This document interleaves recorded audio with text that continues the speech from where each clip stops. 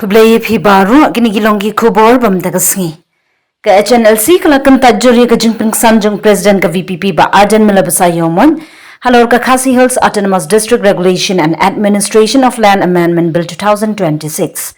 Kaba penon kami ka jingken jung ka Socio-Economic and Caste Census SECC 2011 kaba ong ba kumbah nyo 100% kilong ying Meghalaya kim dan Jakari pat ba private land.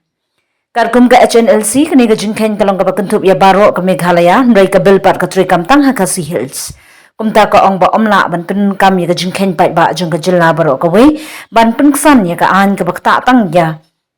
ka Khasi Hills kam da pen I ya ki Khasi ki bashai ba ka Khasi Hills ka don ha ka ka jinghe. Kaseng ka ong ru ba ka jingkam ba nyo 100% ki briu kim dan Jakari kalong ka babakla na mar ha ka rukam shnong tun rai jung ki nyo tram Bon ki briu ki imbat penon kami ka right bat Himalan da ka hokpat ba. Wala da kim dan benta shimet ne title deed kumta ka jungbam dan title deed kamut ba kilong ki ba krem jaka. Ka HNLC ka kdoru balada shisha nyo 100% kilong yung kim dan jaka balay pat prapo san person kilong yung nong kendong Meghalaya kilong try ki yung bakishang. Kani ka pin iba karukam num jingtip jang ka SECC kam itu satya ya ka right hima bat community land bat kumta ka pin baklay ka jingmut jang ka landlessness. Kaseng ka keno ba ka executive committee ka pindon kam ya gani ka jingken kum ka nongdun ban lumlud ya ka board sunshar khndo shaladi ka ong baladaran shisha ka jingdi be anya ka ratnya hima land shikibriu banabar ka council ka reban pinmi pat ba ya ki kerteng jang ki jaka baladi mano basai ya ki kot bat mano ki badan benta bat om ban shu ai pat ba ka board baro sha ka executive committee. Ka HNLC ko ongru ba ga jing ong bakis im barang ba shnong gidon palat ka bor kam day satya ka daw ban pen kraw shu e ka bor jong ka executive committee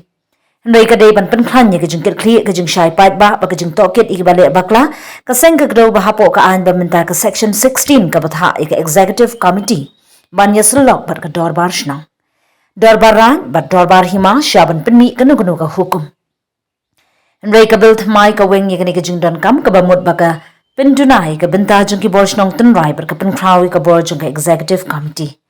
Ka HNLC ka ong balada ka jing e ka day ka jing bam kit kli jung ka tu ka ningun om day ban jubab da ka ba ailut i ka borj ka way pat ka kinhun. Ka kentu ba day ban don ka public registry jung baro ki jing ya thit kendo ka independent tribunal ne district council court ban toket i ki bale bakla ban beteng ka jing shim benta jung ka dorbar shnong dorbar raj ba dorbar hima Haginu kinu ki rai ki biadei ba ka kendo shnong. Shishu ka seng ka khot ya baro ki hima ki suim ki doloi ki waha dadar ki sodar bat ki rang ba shnong ba kini tali bat pen klanya ki jingya trailang ban ya da ya ka kendo tun rai bat ki rukom sun shar pat ba.